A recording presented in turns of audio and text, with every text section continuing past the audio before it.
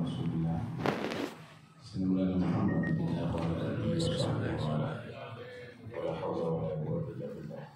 Ini hadis yang di atas sudah selesai semua. Sudah selesai ya. Qala Rasulullah sallallahu alaihi wasallam, Inna Allah awha ilayya an tawadhu hatta la yafkhara ahadun ala ahad wa la yabghi ahadun ala ahad. Sabda Rasulullah SAW, sesungguhnya Allah mewahyukan kepada aku, tawadhulah kalian semua, sehingga tidak ada satupun yang menyombongkan terhadap satu yang lainnya, dan tidak ada yang menzalimi satupun terhadap yang lainnya. Ada kalimat yang disebut kibir. Kibir itu adalah kesombongan. Tempatnya ada di hati. Adapun ketika orang tadi itu ucapannya tadi itu sehingga meremehkan yang lainnya atau mengangkat dirinya, atau perbuatannya tabakhtur, jalannya congkak atau cara duduk dan lainnya, ini namanya takabur. Jadi takabur itu adalah yang zahir, kibir itu sifat yang ada di batin.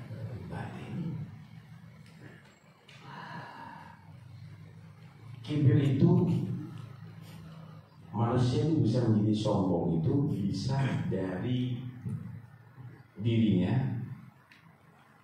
bisa karena orang lain, bisa karena tidak orang lain dan dirinya. Orang itu bisa sombong karena dirinya sendiri, yaitu ujub, merasa dirinya hebat, sudah pernah melakukan, sudah pernah berbuat, sudah dia berkata dan seterusnya, merasa dirinya hebat, isti'adham nafsi atau isti'adham amalin.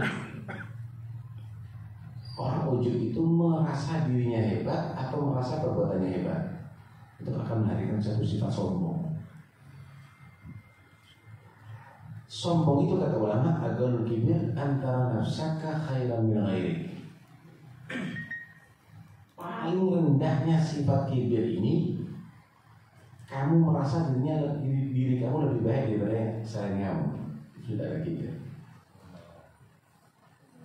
Kata Nabi, la yadkhulul jannata man kana fil qalbihi mithqal dzarratin min kibrin. Enggak masuk surga orang yang masih tersisa dalam hatinya seberat satu debu daripada penyakit sombong. Surga itu tempat orang tawadu. Neraka itu tempat orang sombong.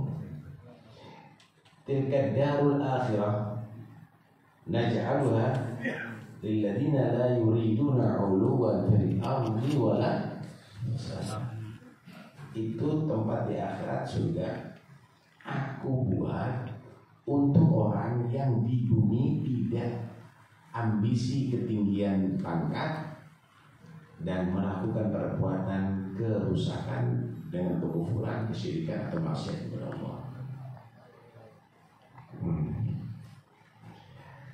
Ada yang kedua karena sebab orang lain, yaitu karena hijid dan hasad. Hijid itu dendam, hasad iri hati. Kalau orang sudah dendam atau hasud, benci, munculnya dari benci, dendam tadi itu, maka dinasihati orang lain walaupun hak, walaupun benar, nggak mau dia.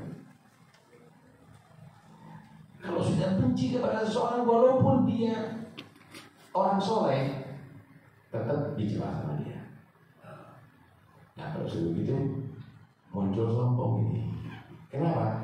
Sombong itu batarul haq wa hamsun nas. Sombong itu kata Nabi, batarul haq, menolak yang hak dan meremehkan orang lain. Dia sombong karena itu. Karena jangan pernah mendendam pada seseorang. Ini jadi sombong. Yang kedua al-hasad. Al-hasad ini karahatun ni'mah ala akhiha, atau hubbu zawal ni'mah an akhi. Orang saudaranya muslim dapat nikmat, sakit hati dia, pinginnya hilang itu nikmat itu, walaupun dia tidak bersaing. Kalau kayak gitu biasanya karena persaingan, sama-sama jadi ustaz, paham ya?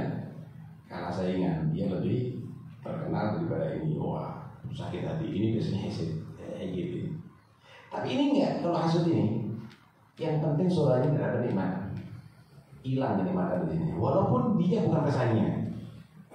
Wah, ini lebih parah. Ini lebih parah. Sehingga orang yang hasud ini nggak bisa diobati. Dikatakan kullul adawati turja izalatuha illa adawata man adaka an hasadi. Semua permusuhan itu masih bisa diharapkan damainya. Kecuali permusuhan daripada hasud, nggak bisa. Jelas sekali orang hasud ini. Sampai kita diperintahkan Allah untuk berlindung daripada rencana jahat orang yang hasud. Qul a'udzu birabbil min syarri ma wa min syarri ghasiqin. Malam hari yang sudah gelap itu banyak yang tidak baik terjadi itu. Suruh berlindung sama Allah. Wa min syarri naffatsati fil 'uqad, dari penyihir-penyihir. Itu malam hari biasa bekerjanya. Wa min syarri hasidin idza hasad, dan juga berlindung daripada orang yang hasud lagi memprogram merencanakan hidup kita. Satu saat Fir'aun didatangi sama iblis. Iblis berkata, Fir'aun tahu anak, tahu ini iblis. Fir'aun tanya, Fir'aun tanya, ada nggak orang lebih jahat daripada kita? Hanya sama iblis. Kata iblis, ada. Ternyata ada orang lebih jahat daripada kita. Anak dilaknat karena aku tidak mau turut sujud kepada Adam. Kamu dilaknat karena mengaku sebagai Tuhan. Tapi ada yang lebih jahat. Siapa orang yang hasud, kata iblis? Kok bisa kamu menyimpulkan orang yang hasud itu lebih jahat? Iya, karena begini ya.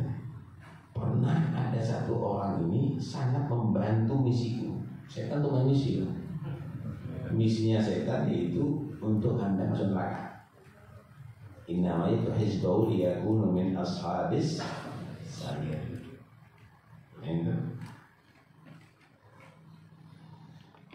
Terus aku datang kepada dia karena dia sangat bantu, mau kasih hadiah.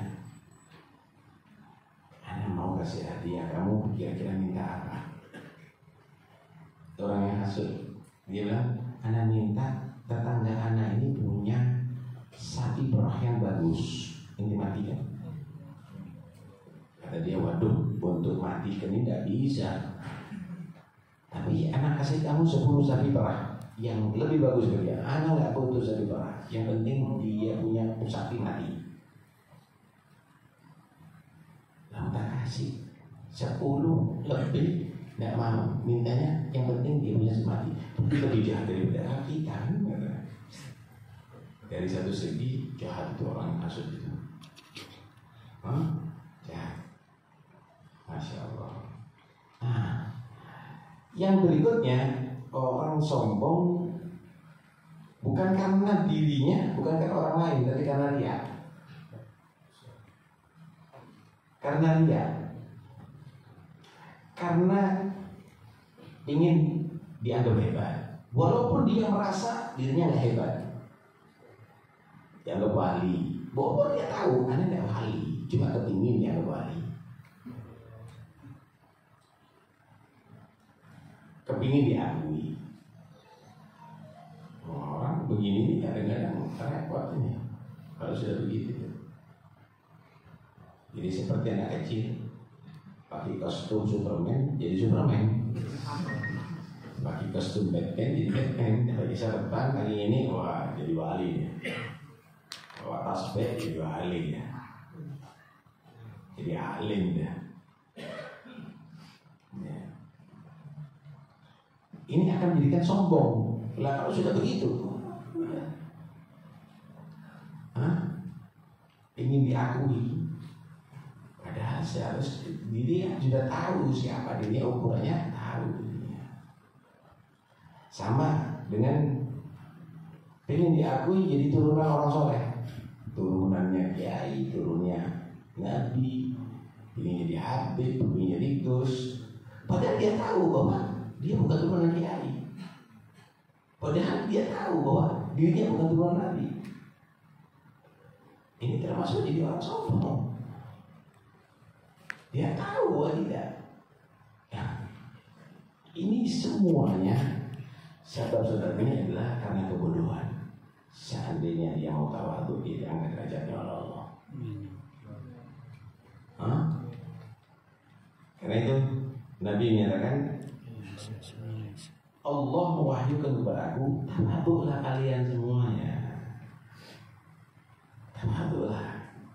Man tawadhu'a lillah Allah, wa man takabbara Allah. Innallaha la yuhibbul mustakbirin. Orang yang tawadhu karena Allah, tawadhu karena Allah. Ada orang tawadhu karena ingin dapat dukungan. Kalau sudah mau kampanye dicium tangannya. Kalau sudah jadi ini. Tawadhu karena Allah. Siapa orang tawadhu karena Allah, diangkat derajatnya Allah. Wa man takabbara wala Allah.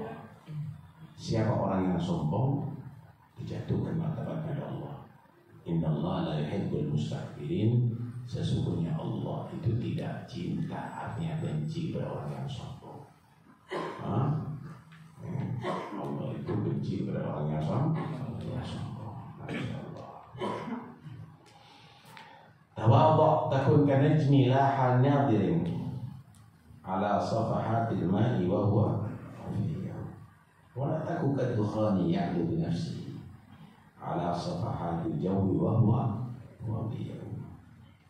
tawadhulah kamu, maka kamu akan bisa menjadi seperti bintang. Bintang itu tempatnya tinggi di atas, tapi dia mau nampak ada di bawah. Nampak ada di bawah. Kamu lihat ada di sumur atau sungai yang jernihnya, ada kelihatan bintang ada di bawah kamu. Padahal bukan di bawah kamu, dia tinggi ada di atas sana. Jangan kamu tuh sombong, maka kamu akan menjadi seperti asap. Asap itu selalu mengangkat dirinya ke atas. Tak pernah asap itu tawadhu ke bawah, selalu ke atas. Tapi tidak berharga. Semua orang sesat kalau mendapatkannya. Begitulah orang yang sombong, selalu mengangkat dirinya pada hari yang semuanya nggak senang. Ini ada apa ini? Orang yang dibukai. Masya Allah, udah datangnya terakhir, ingin ada di muka. Ada Nabi Muhammad di Masjid Al-Idris itu, kalau sudah lihat anak muda gitu melangkai orang, dan beliau memberikan contoh. Kalau ada di majlis tidak pernah di muka, ada di belakang sendiri. Untuk memberikan contoh, padahal beliau seorang wali besar. Ini belum wali sudah melangkai orang, ingin ada di muka. Masya Allah. Tawadhulah kamu, sehingga kalau orang ini semuanya tawadhu, la yafkhar, tidak ada yang membanggakan dirinya terhadap yang lainnya, merasa unggul, meremehkan yang lainnya, nggak ada. Nggak ada menyombongkan seseorang kepada orang lain, karena semuanya tawadhu. Kalau sudah tawadhu, nggak ada yang mendolimi satu dengan yang lainnya. Nggak ada yang melakukan kelaliman satu kepada yang lain. Ini kan karena kesombongan aja. Karena kesombongan aja, saudara. Masya itu sombong, merasa dirinya sebagai Tuhan, walaupun dia nggak ngaku sebagai Tuhan. Kenapa? Kalau ada mengkritik, kalau ada melakukan kesalahan, kurang ajar, tidak ada akhlaknya, nggak hormat sama anak. Singgung sedikit marah, habis dicaci. Merasa dirinya sebagai Tuhan yang harus ditasbih, harus disucikan, harus dipuji, harus itu. Ini hal nggak mendengarkan anak Rabbul A'la gitu oleh saya. Kadang-kadang menuntut berlebihan. Orang lain, bukan budaknya dia, harus ngesot, harus cium tangannya bolak-balik, harus itu, harus ini. Jangan. Sayyidina Umar paling sensitif dalam masalah ini, karena ngeliat begitu tuh malas kan. Mata ista'badtumun nas, bukan bulimu akhlaq. Mulai kapan kamu menjadikan mereka seperti budak? Mereka lahir dari rahim ibunya dan mereka merdeka. Ya supaya beradab, kamu beradab dulu, kamu yang tawadhu. Kalau kamu tawadhu, orang akan hormat sama kamu karena kamu diangkat derajat oleh Allah. Tapi ketika kamu punya peraturan harus begitu, nggak boleh. Nabi itu pernah melarang sahabatnya mana ashabahu an yaqumu lahu. Nabi itu pernah melarang sahabatnya untuk berdiri untuk dirinya. La tatashabbahu bil ajam. Kata Nabi, jangan kamu tadi itu melakukan perbuatan seperti orang ajam yang menghormati rajanya. Nabi ketika datang berat sahabat ini nggak berdiri ini, ya diam karena mengikuti perintah Nabi. Di situ ada Hasan bin Thabit. Beberapa Hasan, nggak kuat Hasan dari berdiri Hasan sambil mengeluarkan sikapnya. Qiyami lil azizi alayya fardun wa tarkul fardi ma huwa mustaqimun. Ajibtu man lahu adlun wa fahmun ya hadzal jamala wa la yakum. Ketika ada orang yang mulia datang, aku wajib menghormati. Ibuku datang, aku menghormati. Guruku datang, aku menghormati. Dan orang tidak berdiri menghargai orang yang mulia ketika datang, itu tidak benar. Heran sekali bagi orang yang punya ilmu dan akal yang waras melihat sosok sempurna dan indah seperti ini tidak berdiri senyum. Rasulullah Nabi tidak ingin dihormati sebagaimana orang ajam menghormati rajanya. Kenapa? Raja itu marah kalau ada orang nggak berdiri untuk dia, tersinggung, masuk penjara, ada hukumannya. Tapi ketika Hasan bin Thabit berdirinya bukan karena terpaksa, bukan karena takut, tapi karena cinta, Nabi merestui. Hanya membuat peraturan orang harus begini, itu nggak boleh. Tapi ketika mereka menghormati kamu dengan sendirinya, nggak ada masalah. Itu orang baik yang harus kamu balas dengan lebih baik. Itu bid'ahiyah. Fahyu bi ahsan minha awduha.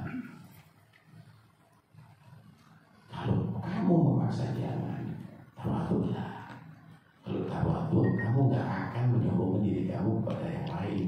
Kamu tidak mungkin akan menzalimi kepada yang lain. Begitulah. Masya Allah. Orang dulu itu yang alim tawadhu. Tawadhu kepada yang guru, tawadhu kepada murid. Masya Allah. Ya, jadi guru itu khidmat kepada murid itu dulu itu. Habib Abdul Qadir bin Ahmad Al-Baqi Malang itu sebagai muridnya cerita kepada kita.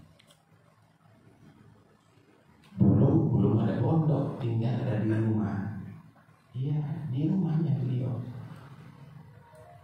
Kamar mandinya di dalam. Itu muridnya Habib Hammam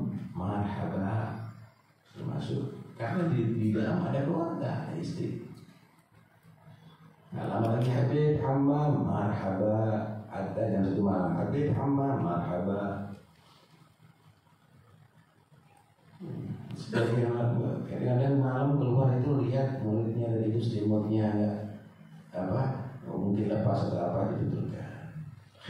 Begitu. Nah, sekarang kan muridnya suruh ngangkat, suruh bangun. 6 tahun dunia datang. Artinya bagaimana mereka khidmat begitu ya? Apa itu?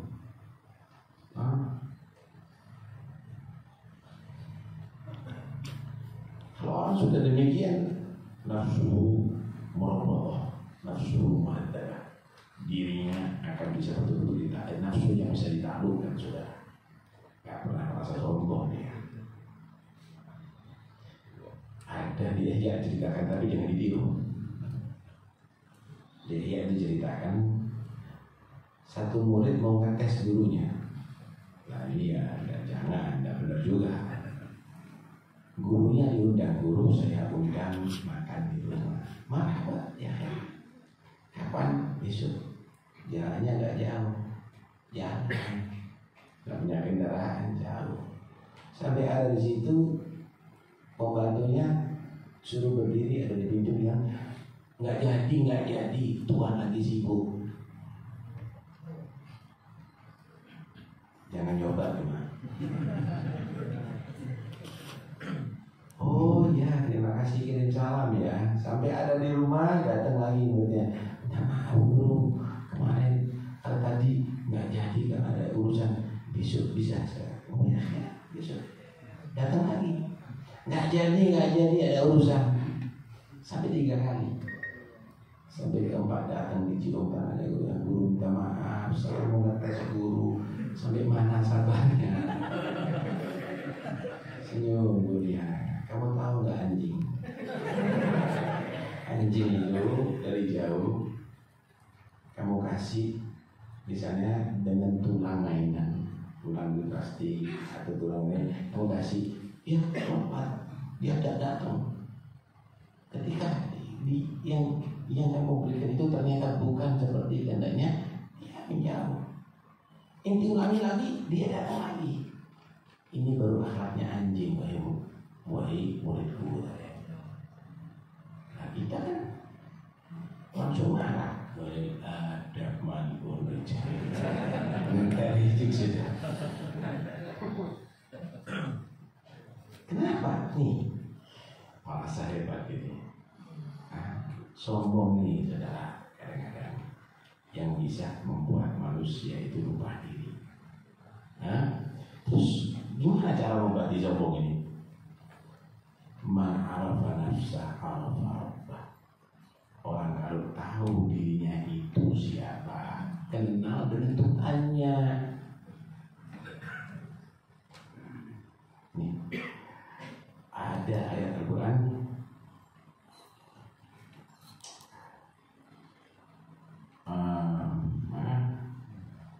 Min ayyi syai'in khalaqah?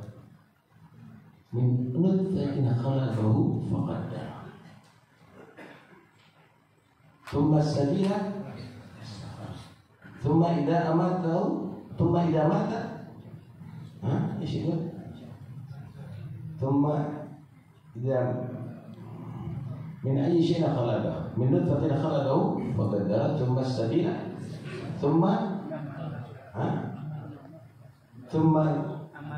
أماته فأكبره ثم إذا شاء أنشره. Ini cara kita untuk mengenal diri kita. Dulu kamu itu jadi apa? Tidak ada yang kenal lah nama kamu, wala alamatnya kamu, wala wajah kamu. Dulu tidak ada siapa-siapa itu. Hal atar al-insan hinu nadar dan yakun syai'an madhkura. Tidak ada itu nama kamu. Taufik Asegaf 70 tahun lalu ada. Hatta kukunya tidak ada, rambutnya tidak ada.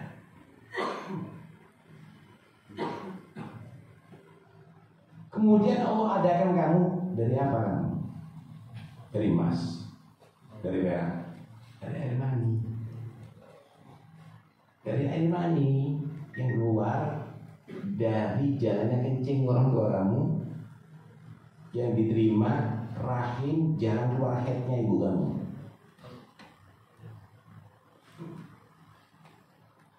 Mani ini kalau ada di sarung kita jijik, kita harus suci. Kita jijik dengan maninya kita sendiri. Aslu ini aslinya kamu. Sama dengan asal usulnya dari dia babi dan anjing, mani sama. Oh sombong yang asal usulnya begini. Ini kalau Abul Gharib langsung orang tuanya, Abul Baik dan dari Adam dari tanah yang diinjek-injek sama kaki.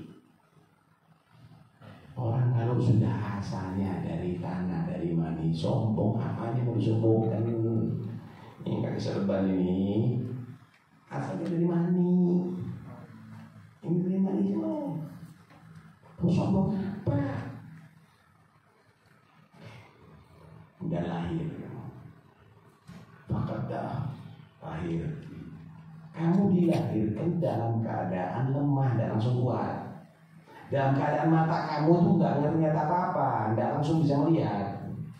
Dalam keadaan kaki kamu itu nggak kuat berjalan 1 senti pun.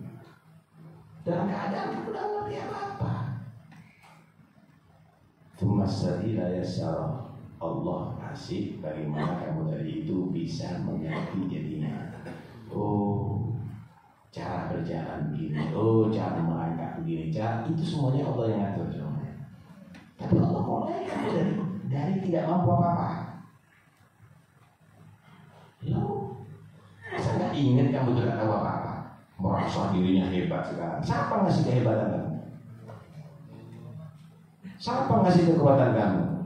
Siapa membuat mata kamu melek, bisa melihat, telinga kamu bisa mendengar, mulut kamu bisa berbicara? Memangnya lahir langsung berbicara deh? Subhanallah. Ya. Tahu ini kamu siapa? Enggak pantas sama itu. Wah, kalau sombong dengan nasab, datuknya orang soleh itu dan ini. Kamu tanya, kalau ada orang ngaku turunan orang hebat, ternyata ketemu dia turunannya pembersih sampah yang selalu berlumuran dengan kotoran, atau dia selalu dia turunan daripada orang tukang cantuk yang selalu berkumpul dengan darah. Pasti orang itu malu sebetulnya. Malu. Kenapa? Iya, saya ngaku turunan orang hebat, tapi ternyata bapak saya. Sudahlah, ingatkan baik. Kalau daripada turunannya, asal usulnya orang yang hebat ternyata berubah bukan orang hebat, Anda malu. Sekarang Anda mau tanya sama antum, kamu itu turunannya orang siapa dan asal usulnya kamu apa? Maninya bapak kamu. Kemudian di rahimku kamu jadi darah. Kamu darah asalnya. Kemudian jadi daging. Kemudian jadi tubuh kamu. Selama kamu hidup, isi perut kamu itu sama dengan isi WC. Di tubuh kamu itu darah yang amis. Di atas kulit kamu itu ada nanah yang keluar dari hidung menjijikkan, mulut menjijikkan, keluar dari telinga menjijikkan, dari keringat menjijikkan, dari wajah menjijikkan. Besok kandang sapi, ya perasaan mandi di sapi 1 bulan, ini nggak muntah. Walaupun belum merasakan kotoran, tapi coba kamu jangan mandi 2 hari. Inti berak, inti kencing, jangan Anda cebok. Selama 2 hari aja. Anak kamu jijik melihat kamu. Istri kamu jijik melihat kamu. Ini mau disombongkan. Tahu diri, tahu Tuhannya. Apalagi kalau sudah mati dikubur. Jadi apa ya ini? Ini yang nangis ini. Biarkan sudah si mayat itu sampai seminggu. Gak kuat, muntah semuanya. Ada.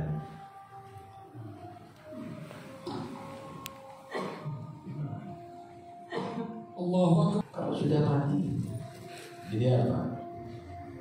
Dipakai. Mau jadi raja, mau jadi presiden, mau jadi PM, mau jadi alim, mau jadi rakyat, mau jadi siapa aja sudah. Kalau sudah mati, jasadnya dinikmati cacing tanah. Sama, ada bedanya. Ba'da tasyahi wa akli tayyibati ghadan yakuluhu dudu fi turbi wa fil amin. Ketika berinsan man akhiruhu latfa wa fi batnihi ma'dira wa fi akhirihi jifa. Kenal diri kamu, maka kamu kenal Tuhan kamu yang pantas sombong kepada Allah. Ya, mudah-mudahan insyaallah selama kita sini. Nanti menyatakan tawadhu kalian, sehingga tidak ada satu pun menyombongkan kepada yang lainnya. Tidak ada satu pun yang mentolimi kepada yang lainnya. Mudah-mudahan tahu diri kita, nah, sehingga kita tahu Tuhan kita. Selalu tawadhu kepadanya, selalu mohon ampun kepadanya. Amin ya rabbal alamin. Ada yang perlu dibahas, foto.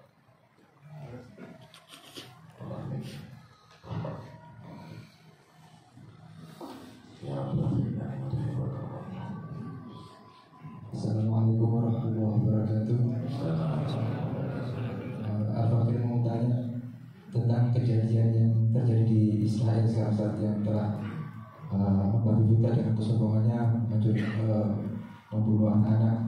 Yang Al-Fakir mau tanyakan tentang kita hanya bisa berdoa dan memberikan donasi, lalu apa hukumnya qunut nazilah, yang sebagian kadang-kadang masih ada yang tidak membaca, ada yang membaca, dan juga musola ada yang membaca dan ada yang tidak membaca. Kemudian masalah yang kedua, terjadi perceraian firaq di antara keluarga muslim, baik di Indonesia mungkin kalau di luar negeri atau di luar tahu, dan kadang-kadang penyebab sepele-sepele terjadi perceraian. Apakah hal ini perlu dibentuk satu lembaga yang bisa menengahi keluarga itu sebelum terjadi perceraian untuk bisa mendamaikan keluarga itu? Kadang-kadang juga orang tuanya juga tidak mampu untuk mendamaikan. Kemudian apakah juga perlu diberikan diklat atau pelatihan pranikah supaya tahu kewajiban haknya suami istri? Terima kasih. Assalamualaikum warahmatullahi wabarakatuh. Qunut nazilah itu disunahkan dan itu penegak oleh Nabi dalam rangka mendoakan ketika turun bala kepada kaum muslimin, maka dianjurkan untuk mendoakan. Apalagi yang ada di Palestina sekarang, didoakan. Itu satu bentuk kepedulian terhadap umat Islam. Begini ya, untuk masalah yang ada di Palestina, antum harus paham, ini amrun yunkar alaihi wa la yustankar. Yang ada di Palestina ini wajib kita ingkari karena dia membunuh orang Islam, tapi nggak bisa kita hindari. Kenapa? Karena sudah dijanjikan oleh Allah dan Rasulullah akan terjadi kerusakan yang dibuat oleh orang Israel, orang Yahudi. La tufsidunna fil ardi marratain. Bahkan kamu akan membuat kerusakan di bumi, wahai orang-orang Yahudi, dua kali. Pertama, al-ifsadul awal qabla al-bi'tsah. Kerusakan pertama sebelum diutusnya Nabi Muhammad sampai membunuh para anbiya lainnya. Kerusakan sekarang, ini kerusakan yang kedua. Ini kerusakan kedua. Nanti janji Allah setelah kerusakan kedua ini, idza jaa wa'dul akhirati ji'na bikum lafifa. Kalau sudah datang janji akhir itu, nanti orang Yahudi ini akan dijadikan satu. Dulu nggak punya negara ya, bercerai-berai ada di beberapa Eropa itu dan ini. Nah, nanti janji akhir itu akan dijadikan satu. Sekarang punya negara ya, jadi satu. Nah, di situ setelah ini kerusakan selesai, akan terjadi kemenangan umat Islam. Satu riwayat, satu qatilun al-yahud. Coba tadi. Satu qatilun al-yahud wa sataktunahum hatta law anna ahadahum yahtadi wara al-hajar wa syajar fa yaqul al-hajar wa syajar ya muslim hadha yahudi wara ifatuhu ila al-ghadati syajaratul yahud. Bakal kamu akan berperang dengan orang Yahudi dan aku akan bunuh mereka nantinya. Sampai di antara mereka ada yang sembunyi di belakang pohon atau belakang batu dan pohon ngasih sinyal, ini Yahudi belakangku, bunuh. Kecuali satu pohon namanya pohon orgot, dan itu pohonnya Yahudi. Allah alam apa itu orgot itu. Ini akan terjadi, cuma yang bisa menggulingkan mereka kalau sudah ada keluar Imam Mahdi nanti. Nah, sekarang ini tanda-tanda mereka menguasai, mereka membunuh, mereka mengapa, mereka menguasai ekonomi, menguasai medsos, menguasai apa saja elektronik dan lain-lainnya sudah dikuasai. Sudah dikuasai, membuat kerusakan ada di mana-mana. Janji akhir ini, dan mereka sudah berkumpul punya negara. Nanti muncul Imam Mahdi, di antaranya membebaskan Baitul Maqdis daripada cengkraman Yahudi. Kapan? Wallahu a'lam. Jangan itu Mahdinya katanya ada di sini, katanya pernah ditemui, katanya Mahdi sendiri nggak tahu dia Mahdi.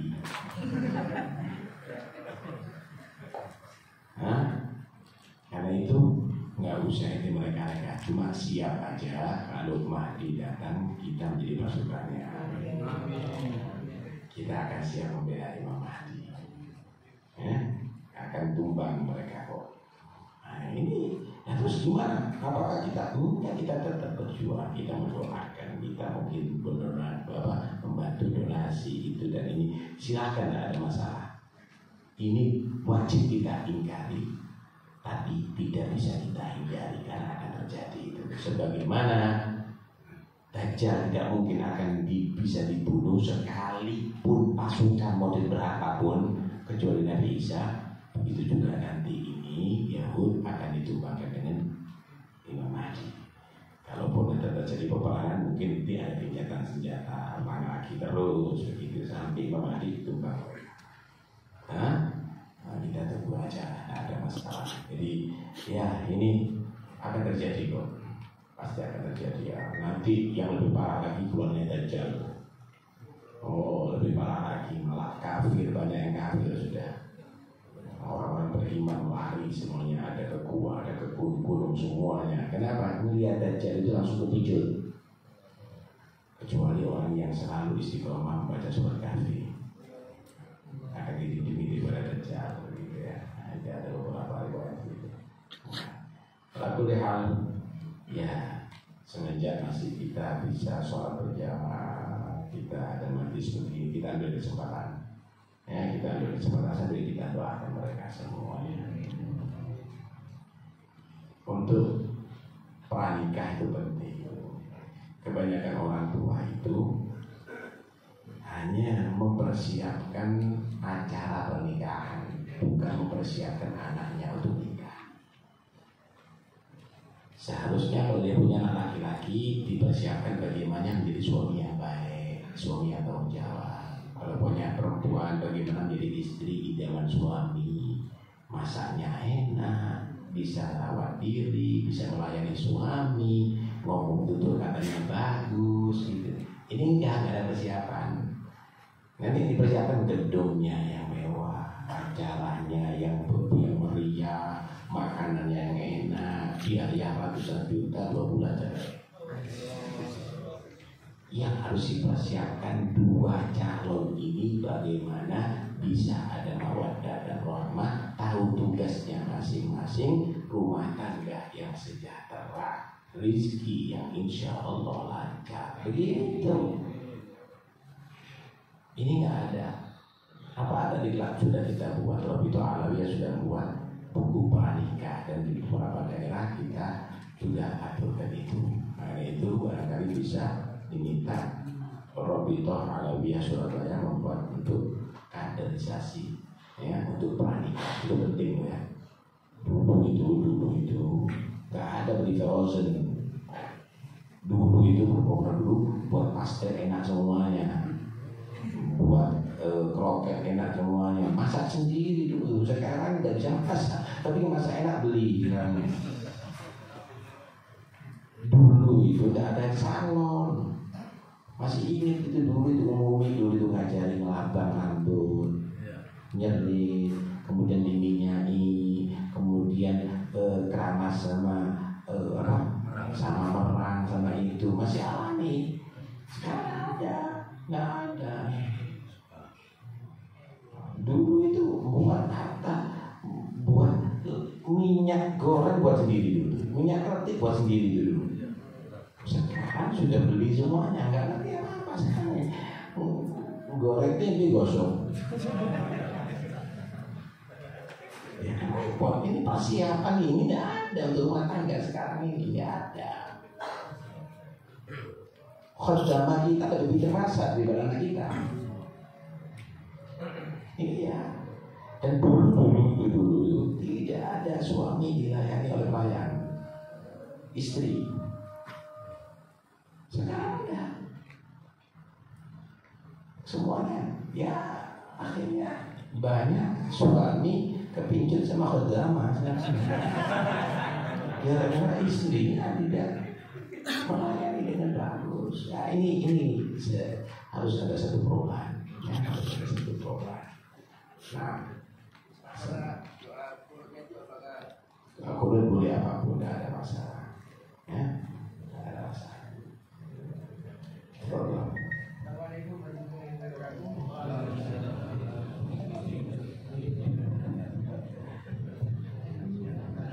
Ini rutin banyak. Rutin lagi. Kita juga jangan ada. Mic-nya jangan ada. Tambah nanti asal. Kita mendengar sami'na apa yang disampaikan oleh Habib, bahkan paham dengan apa yang disampaikan oleh Habib. Ini di depan ini. Tetapi sayang di luar majlis ini kadang-kadang lupa nih. Apalagi sampai di rumah, apalagi di hari yang lain. Ya lupa apa itu untuk mengamalkannya nih. Itu apa sebabnya itu? Dengan adanya umat Islam di dunia ini, ketidakkompakan, ketidakbersatuan itu akan menyebabkan sebuah ujian atau bencana, sehingga umat Islam mudah diporak-porandakan oleh orang-orang lain. Nah ini buat biasanya. Assalamualaikum warahmatullahi wabarakatuh. Ya karena itu kalau kita kepinginnya, pertama bawa pulpen dan buku dicatat, sehingga ketika kita lupa, lihat lagi, ingat lagi nantinya. Belum kita kan pondok kuping ke sini. Iya, keluar dari situ ngomong apa? Allah alam.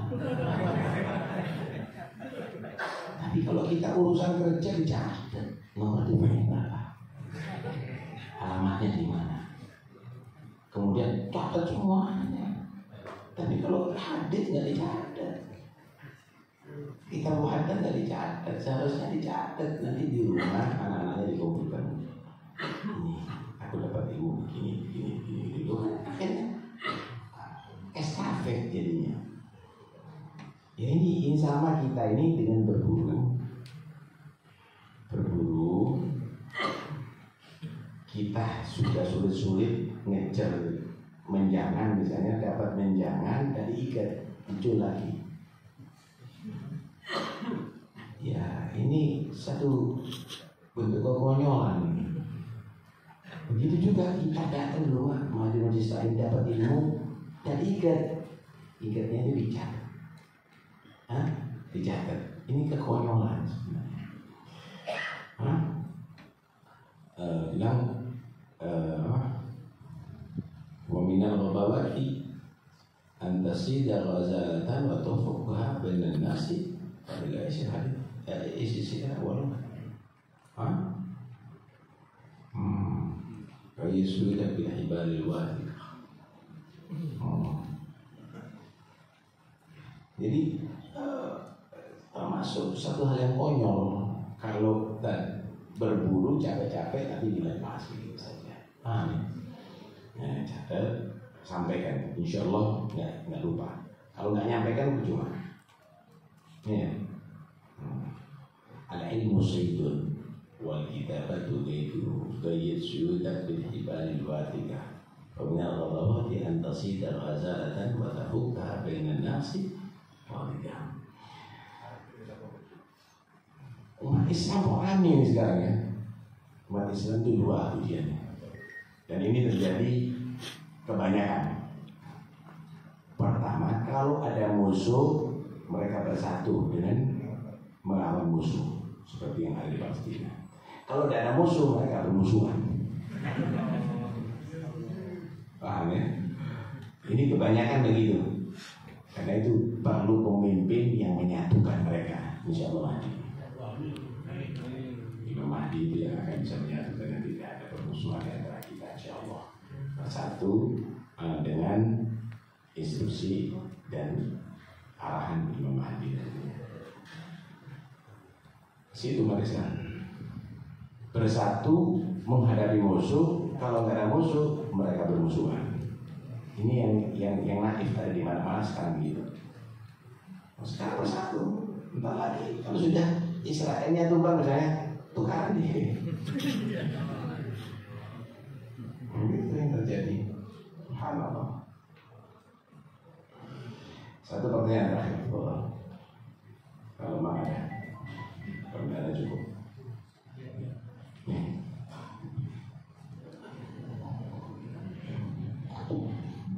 Assalamualaikum warahmatullahi wabarakatuh. Terima kasih atas waktunya diberikan mengenai hubungan antara suami istri ini kan di zaman yang serba media sosial ini agak sulit, mohon maaf. Karena ketika ada suami yang memberitahukan tentang hak kewajiban antara pasangan ini dan itu, tiba-tiba istrinya bilang, "Loh, ini kewajiban suami. Masa kewajiban suami, kerja kewajiban suami, anak kewajiban suami," sehingga ya seperti itu ada di Indonesia. Kita yang kekurangan pengetahuan sehingga tidak bisa memberitahu mana yang baik, bagaimana yang seharusnya dilakukan dalam rumah tangga. Itu yang pertama. Dan yang kedua, seandainya tiba-tiba muncul Al-Mahdi datang, apakah kita yang di Indonesia ini harus datang kepada beliau untuk membaiat atau cukup berbaiat dari situ? Terima kasih. Assalamualaikum warahmatullahi wabarakatuh.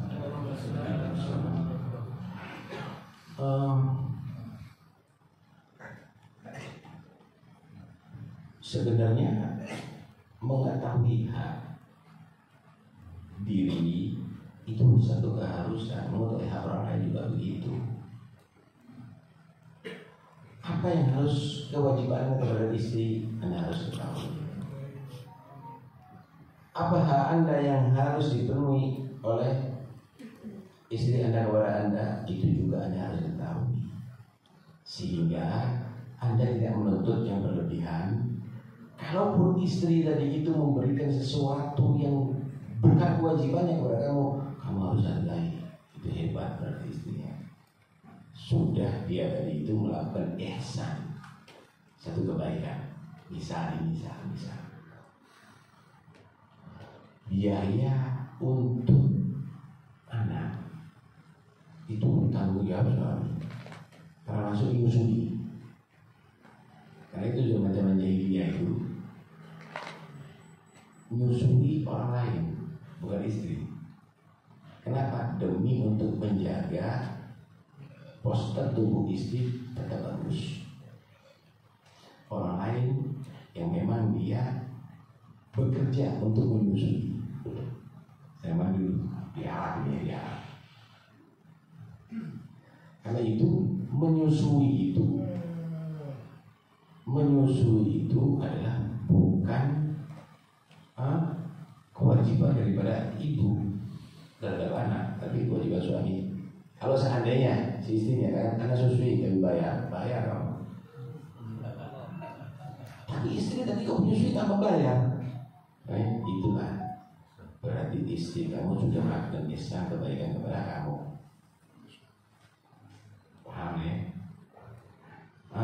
Sebaliknya suami berikan kalung sama istri, belanja lebih daripada kewajibannya, itu kebaikan daripada seorang suami.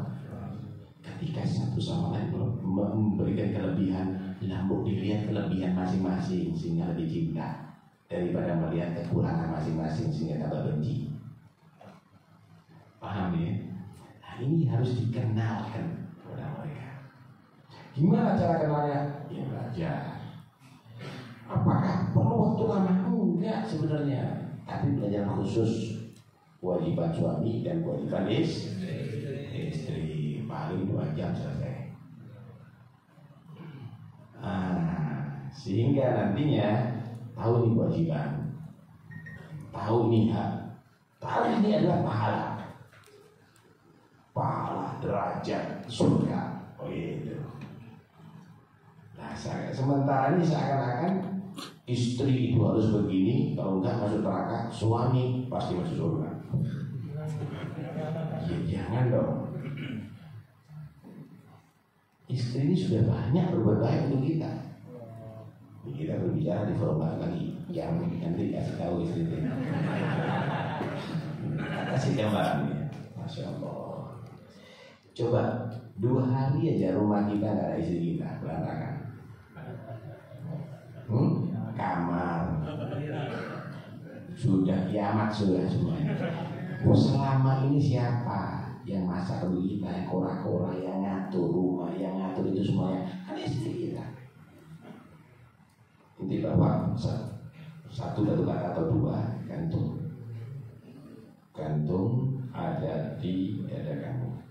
Anda tidur, Anda bawa, jalan kemana-mana Anda bawa. Kira-kira kuat 2 hari, 2 jam taruh. Tapi bagaimana istri Anda mengandung anak Anda 9 bulan? Bukan 1, 5, 7 dibawa kemana-mana, sabar, belum lagi waktu ngida macam-macam yang diharapkan. Karena itu kita harus rahmat. Kita nggak akan mampu melakukan sesuatu yang tidak oleh istri kita, walaupun Allah buat tenaganya lemah. Sebaliknya juga istri tidak mampu melakukan apa yang kalau suami, bagaimana mengangkat, memikul, memacu, memancal, macam-macam yang dilakukan untuk kebutuhan daripada istri. Nah, di sinilah ada kelebihan daripada suami, ada kelebihan daripada istri. Satu sama lain saling melihat kelebihannya, insya Allah sejahtera. Bukan kekurangannya. Paham ya? Terus bagaimana Imam Mahdi? Jadi Imam Mahdi itu akan muncul di tempat ada di muka Ka'bah antara Zamzam wal Maqam Ibrahim, di antara di pintu Ka'bah, ya, Maqam dan Zamzam. Di situ nanti akan dibaiat oleh seluruh aulia, 360 aulia abdal atau aulia yang membaiat kepada si Mahdi. Bagaimana dari sini, apakah datang ke sana? Nanti akan digambarkan begini. Jadi akan terjadi pasukan dari arah timur berbendera berbendera apa? Hitam. Berbendera hitam. Dari arah timur. Ini sekarang sudah mulai terjadi peperangan Rusia dan Ukraina. Ini peperangan timur dan barat. Peperangan timur dan ini sudah melebar. Amerika, Eropa semuanya bergabung. Kemudian Cina, Soviet, kemudian India, Iran, Indonesia, ini sudah mulai ke arah timur. Nanti akan terjadi yang membantu Mahdi dari arah timur dia, jangan-jangan Indonesia yang 200 juta lebih yang bisa bantu. Atau mungkin nanti yang Cina, yang Soviet masuk Islam semuanya nanti mereka. Nah, sehingga mereka adalah pembantu Mahdi yang pertama. Pembantu Mahdi yang pertama, kekuatan ada di sana nanti. Ini semuanya sebetulnya tanda-tanda ini. Oh, tanda nomor ini sebetulnya di sini. Ini ibarat orang hamil sudah 9 bulan mau melahirkan anak, tambah muda, tambah gede, tambah itu, dor, ya, keluar anak, keluar Imam Mahdi nanti insya Allah. Kalau sudah Imam Mahdi keluar, bumi ini akan semuanya merasa keadilan. Sampai digambarkan yang mati hidup lagi. Yang mati lagi akan terjadi perubahan besar-besaran nih. Orang yang senang musik, gak senang musik, senang ngaji. Orang yang senang keluyuran, gak senang Quran, senang itikaf di masjid. Wah, akan terjadi perubahan luar biasa, keadilan yang luar biasa nantinya.